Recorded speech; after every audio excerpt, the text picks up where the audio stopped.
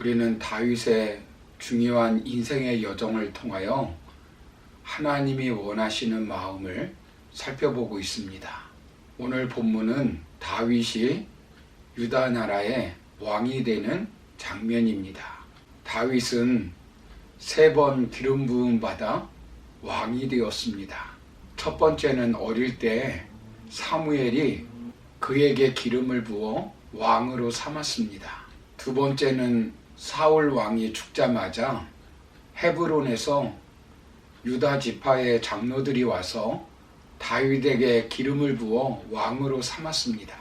세 번째는 북쪽 이스라엘 11지파 지도자들이 와서 다윗에게 기름을 부어 왕으로 세웠습니다. 사무엘에게 기름 부음 받은 지 22년, 사울이 죽고 유다의 왕으로 즉위한 지 7년 6개월이 지난 때였습니다. 이때 하나님의 마음에 들었던 다윗의 마음은 어떤 마음이었을까요? 끝까지 하나님의 때를 기다리는 마음입니다. 하나님의 선택을 받고 사람의 선택을 받을 때까지 끝까지 기다린 것입니다. 본문 1절을 보시면 이스라엘 모든 지파가 헤브론에 이르러 다윗에게 나와 이르되 보소서 우리는 왕의 한 골육이니이다 라고 말씀합니다. 이스라엘의 모든 지파 지도자들이 헤브론에 있는 다윗을 찾아왔습니다. 그 전에 무슨 일이 있었습니까?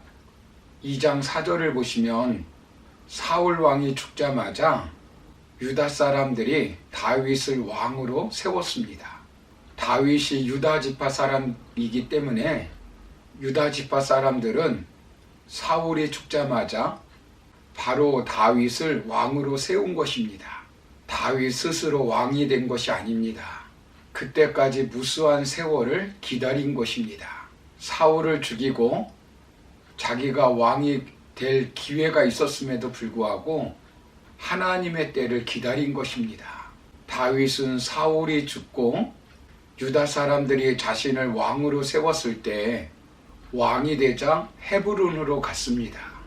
길르앗으로 가서 사울을 따르던 사람들을 제거하고 왕이 된 것이 아닙니다. 때를 기다린 것입니다. 그러자 어떤 일이 벌어졌습니까? 사무엘하 2장 8절 9절을 보시면 사울의 군 사령관이었던 아브넬이 사울의 아들 이스보셋을 데리고 마하나임에 가서 이스라엘 왕으로 세웠습니다. 한 나라에 두 왕이 있는 것입니다. 사무엘하 2장 11절을 보시면 다윗이 헤브론에서 유다 족속의 왕이 된 날 수는 7년 6개월이었다라고 말씀합니다. 7년 6개월 동안 하나님의 때를 기다린 것입니다. 그들이 스스로 다윗을 왕으로 세울 때까지 기다린 것입니다. 가만히 있어도 사람들은 점점 사울 왕가는 기울어지고 다윗 왕가는 일어나는 것을 볼 수 있었습니다. 북이스라엘의 최고 실력자는 아브넬이었습니다. 사울의 사촌 동생입니다. 그는 사울의 아들 이스보셋을 허수아비 왕으로 세워놓고 실제적으로는 그가 북쪽 이스라엘 11지파를 다스렸습니다. 다윗이 군대를 거느리고 그들과 싸우고 싶었을 것입니다. 그러나 때를 기다렸습니다. 기다리자 문제가 해결되었습니다.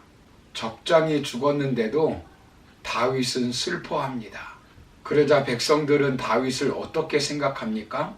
사무엘하 3장 36절을 보시면 왕이 무슨 일을 하든지 백성들이 기뻐합니다. 다윗이 제거하지 않았는데 사울의 아들 이스보셋도 자객에게 피살을 당하였습니다. 다윗이 이렇게 20여 년을 기다린 것은 왕으로서의 소명의식이 부족해서가 아닙니다. 지혜가 없어서가 아닙니다. 정치를 몰라서가 아닙니다. 백성들의 심리를 몰라서가 아닙니다. 나라가 두 쪽으로 나누어 있으면 여러 가지로 어려울 것을 다 알면서도 하나님의 때를 기다리면서 인내한 것입니다. 정치적 술수를 쓰지 않았습니다.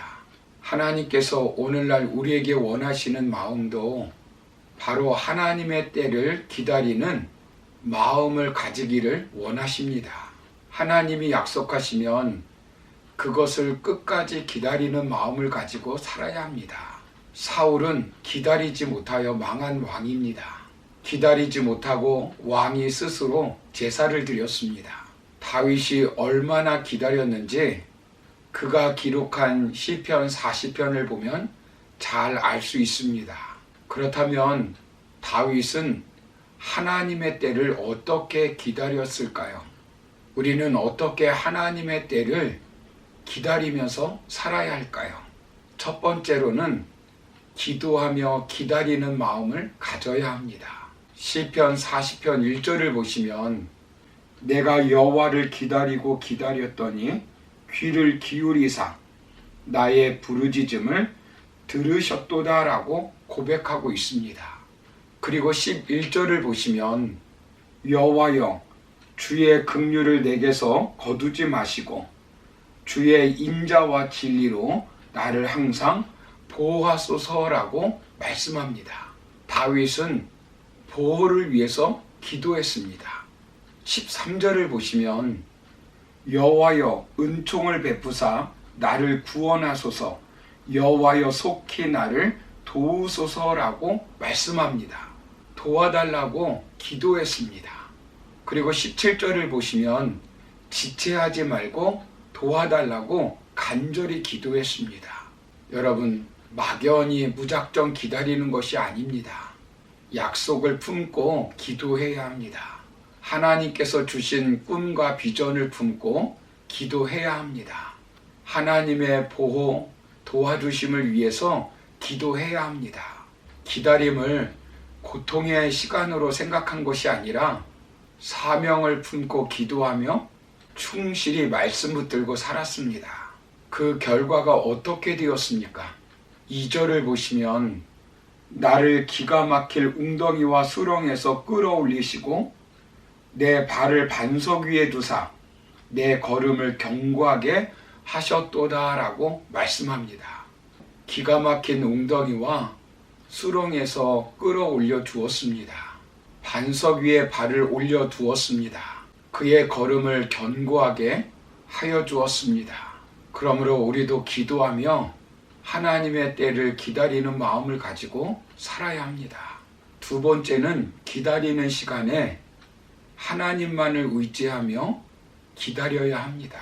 다윗이 기다리면서 무엇을 했는지 시편 62편을 보면 잘 나와 있습니다. 5절을 보시면 나의 영혼아 잠잠히 하나님만 바라라. 물은 나의 소망이 그로부터 나오는도다 라고 말씀합니다. 고난의 과정을 통하여 하나님께서는 철저히 하나님만 의지하는 훈련을 시켜 심정 통치를 하는 왕으로 자질을 갖추게 해주신 것입니다.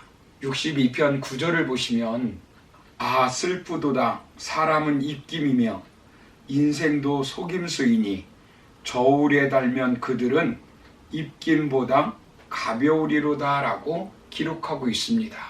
사람을 의지하지 말라는 것입니다. 그리고 10절을 보시면 포악을 의지하지 말며 탈취한 것으로 허망하여지지 말며 재물이 들어도 거기에 마음을 두지 말지어다 라고 말씀합니다. 힘을 의지하지 말라는 것입니다. 재물을 의지하지 말라는 것입니다. 다 허망한 것이라는 것입니다. 시편 40편에서도 기다림에 대해서 말씀하시면서 4절에서 이렇게 말씀합니다. 여호와를 의지하고 교만한 자와 거짓에 치우치는 자를 돌아보지 아니하는 자는 복이 있도다. 하나님 의지하고 거짓말하는 인간들 의지하지 않는 사람이 복이 있다는 것입니다. 하나님은 기다림을 통해 훈련을 시키는 것입니다. 상실을 통해 우리의 중심이 무엇인지를 알게 하는 것입니다. 다윗은 왕궁에서 쫓겨났습니다. 고향을 떠나게 되었습니다. 600명의 측근이 따르지만 결국 그들도 아내와 자식들이 적들에게 잡혀가니까 다윗을 죽이려고 합니다. 그때 다윗은 여호와를 힘입어 하나님께 기도하였습니다.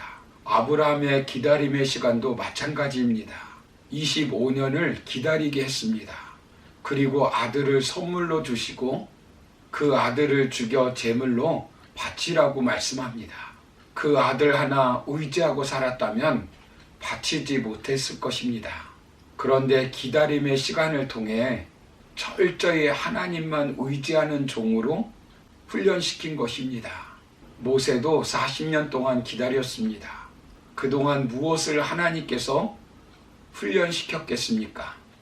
앞으로 이스라엘을 40년 동안 광야에서 인도할 지도자가 되도록 철저히 하나님만 의지하는 훈련을 시킨 것입니다.